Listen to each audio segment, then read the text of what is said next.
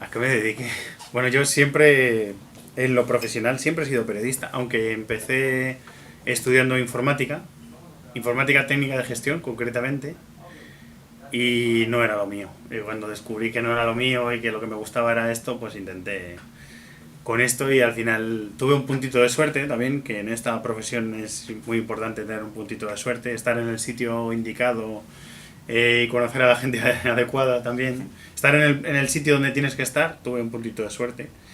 Eh, pero yo empecé en la cadena SER en un programa que se llamaba Carrusel Deportivo Madrid, que era una versión eh, de fútbol madrileño del Carrusel Deportivo grande, por decirlo así, que se emitía para las emisoras FM de Radio Madrid, de la SER, y que era los domingos por la mañana. Ahí empecé en el año 99, cuando ya estaba estudiando informática y gracias a que conocí a Manu Martín, que era entonces redactor, que era periodista de ESPN, corresponsal de ESPN en Europa, Sí.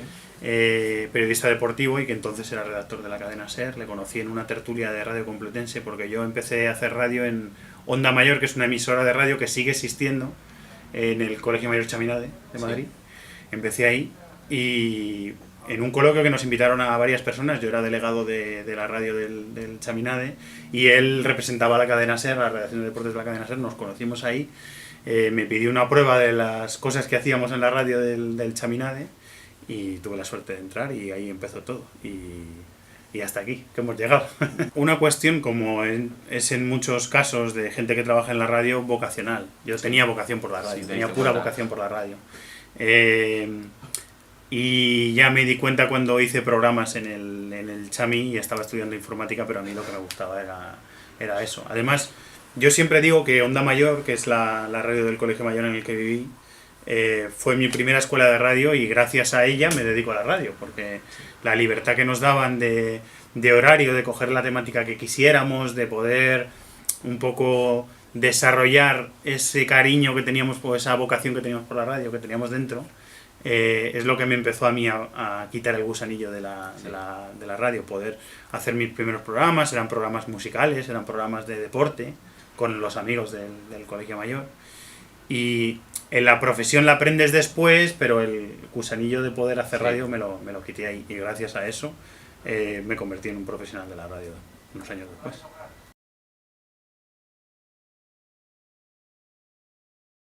Bueno, lo que hacíamos nosotros lo que yo hacía en Carrusel Deportivo Madrid era ser micrófono inalámbrico.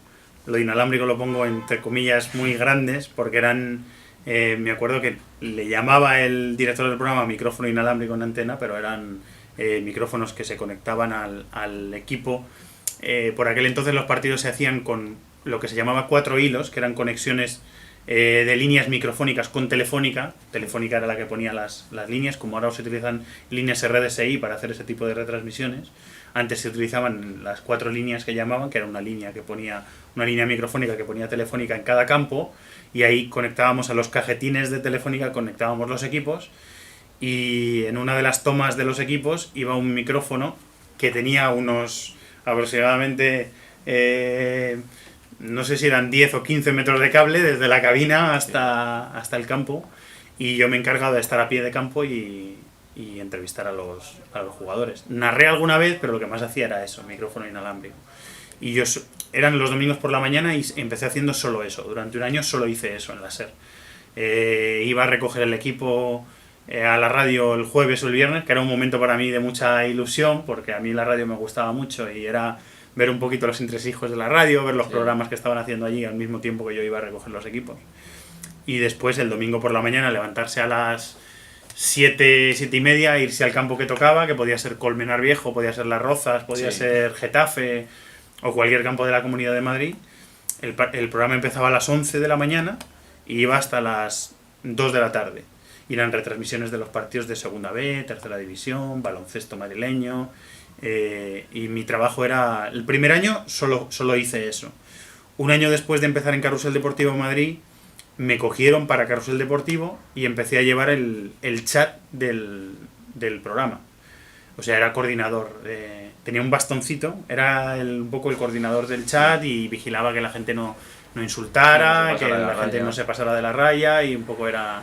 Pero no tenía incidencia en antena, o sea, lo primero que yo hice en Carrusel Deportivo fue llevar el chat, pero no en antena prácticamente no hacía nada, estaba en la redacción y aprendía mucho, eso sí, aprendía Sí. mucho de Paco, de Pepe, de Evia, del resto de gente.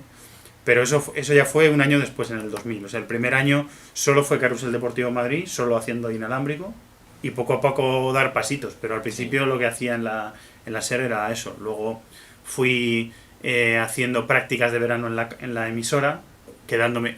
En invierno hacía, en sábado y en domingo iba a Carrusel Deportivo, domingos por la mañana a Carrusel Deportivo Madrid.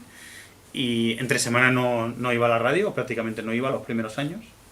Y luego en verano era redactor en prácticas de deportes, que me tocaba hacer de todo, desde ir a guardias al Calderón y al Bernabéu, pasarme 6 horas allí esperando a que saliera Valdano o un jugador para pedirle declaraciones o lo que fuera. Pero fueron épocas de mucho curro, sobre todo en verano, que echábamos muchas horas, pero como nos gustaba mucho y teníamos mucha ilusión, pues tampoco importaba mucho las horas que echábamos.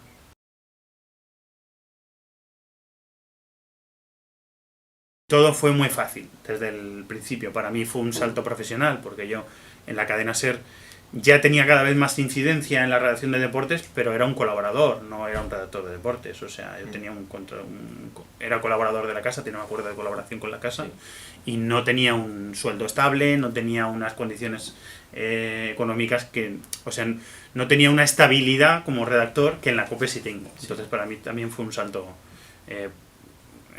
profesional en ese sentido. A mí el que me llamó para ofrecerme el trabajo fue Paco. Él estaba haciendo el Mundial con Telecinco y mientras estaba acabando el Mundial y yo estaba comentando todavía con Carrusel, él me llamó para hacerme la propuesta.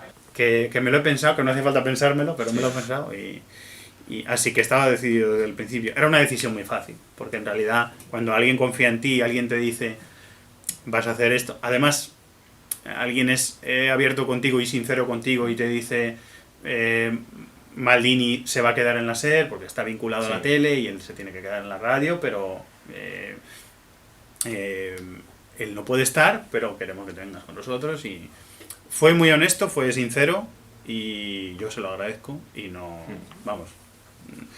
tuve ninguna duda. Me hice el duro, pero no tuve ninguna duda. Bueno, no coló, me hice el duro, pero no coló.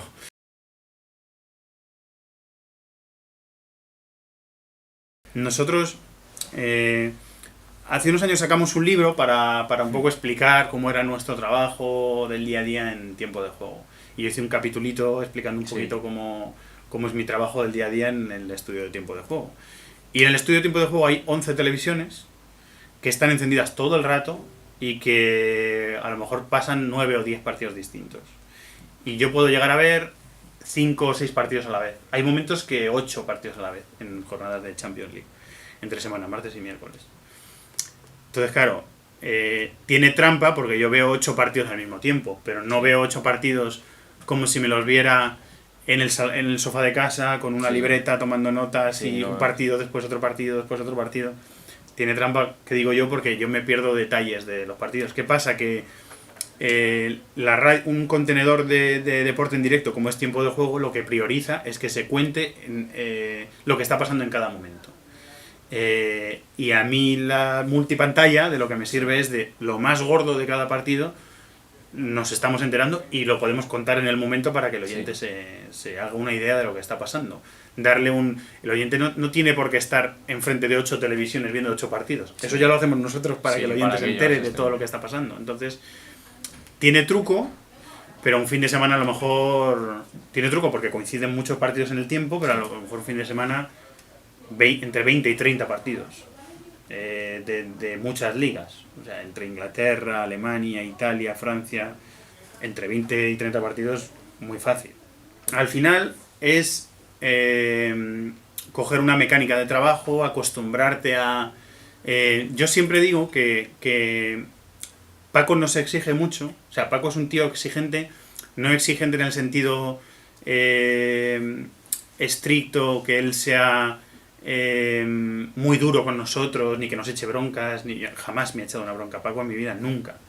Pero él me aprieta preguntándome cosas, haciendo que las 3 cosas que yo estoy pendiente esté pendiente de otra más.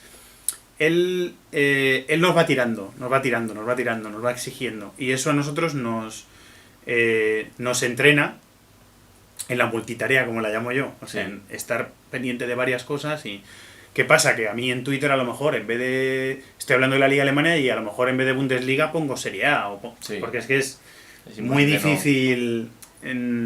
ese tipo de lapsus se cometen. Yo priorizo, o sea, prefiero equivocarme en eso que equivocarme en algo que estoy contando en el programa y que los oyentes se lleven una impresión equivocada de lo que yo estoy viendo.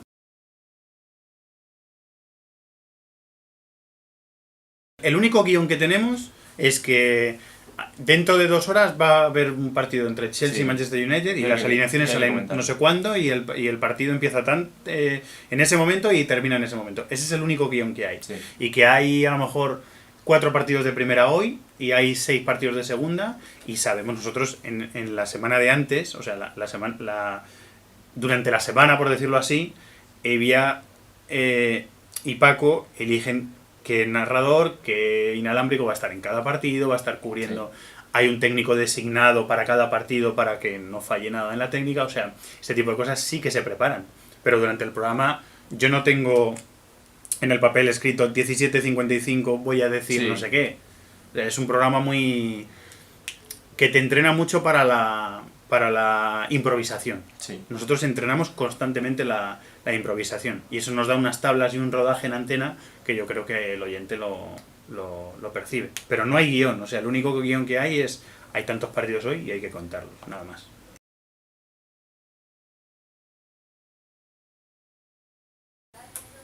No tengo especialmente interés en eso.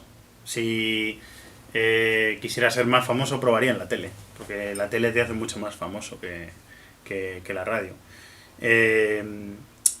Le puedo sonar o puedo ser parte de la familia de Tiempo de Juego para los que son muy oyentes de Tiempo de Juego.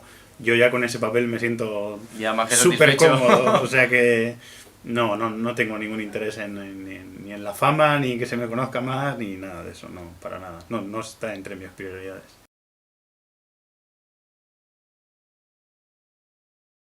Lo tengo todos los días. No se puede ser como Paco, es imposible ser como Paco, imposible. Porque Paco solo hay uno.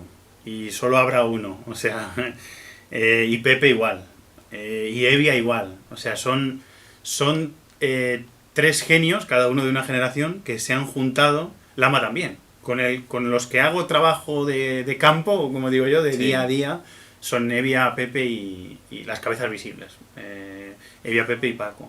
Y son 3 genios, cada uno en lo suyo y cada uno con sus cosas, de los que yo aprendo todos los días. Tengo un recuerdo muy cariñoso de Manu Martín, porque fue la persona que me permitió entrar en el mundillo, gracias a que le conocí en Radio Complutense aquella tarde y que le di la brasa y Manu, hacerme una prueba, yo quiero entrar con vosotros. Fue muy paciente conmigo y fue el que me dio la primera oportunidad, que es la más importante de todas. O sea, sin esa oportunidad, sin entrar en Carrusel Deportivo Madrid, nunca se puede decir, pero hubiera tenido mucho más difícil entrar en Carrusel. Yo entré en Carrusel por Carrusel Deportivo Madrid. Y yo entré en Carrusel Deportivo Madrid gracias a Manu Martín. Y le voy a estar agradecido toda la vida. Y después, como referentes, mis padres, que no tienen ninguna experiencia en el mundo de la comunicación, pero tengo la forma de ser que tengo, o tengo los valores humanos que tengo gracias a ellos, con lo cual primero gracias a ellos y después a los 3 compañeros que te he dicho y todos los compañeros que he tenido en la serie, en la COPE, que he aprendido mucho de todos. O sea, ídolos no cabrían referencias no cabrían en un estudio como este, por ejemplo.